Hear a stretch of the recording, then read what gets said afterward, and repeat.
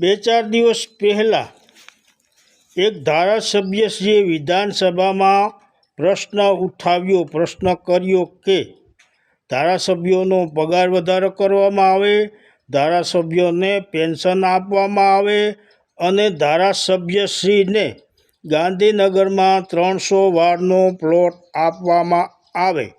આવો પ્રશ્ન તેમણે કર્યો અને પગાર વધારાની માગણી કરી. આ ધારાસભ્યશ્રીના પગાર છે 78,800, વધારાનું ભથ્થું 32,000 અને બીજું ભથ્થું 45,704. આમ આ ધારાસભ્યશ્રીને કુલ ભથ્થા સહિત 1,26,504 રૂપિયા મળે છે, છતાં તેમને પગાર ઓછો પડે છે. આમાંથી 98% ધારાસભ્યો તો કરોડોપતિ છે. માત્ર 2% ધારાસભ્યો એવો છે જે કરોડોપતિ નથી. તેમને કદાચ આ પગાર વધારાની જરૂર હોય. પણ સાહેબશ્રી, આપણે ક્યારેય આ સરકારી કર્મચારીઓના પેન્શનની વાત કરી છે? સરકારી કર્મચારી 37 થી 40 વર્ષ સુધી નોકરી કરે છે, તેમને પેન્શન મળતા નથી.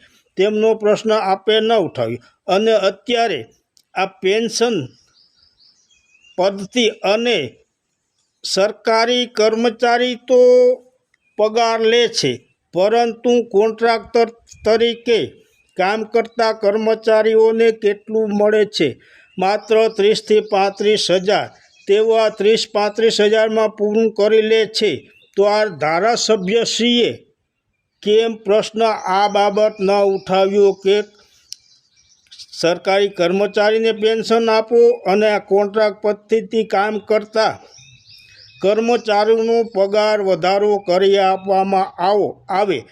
આવી માગણી તેમણે કરવી જોઈએ હતી, પરંતુ તેમણે તો માત્ર પોતાનું જ વિચાર્યું. જય માતાજી.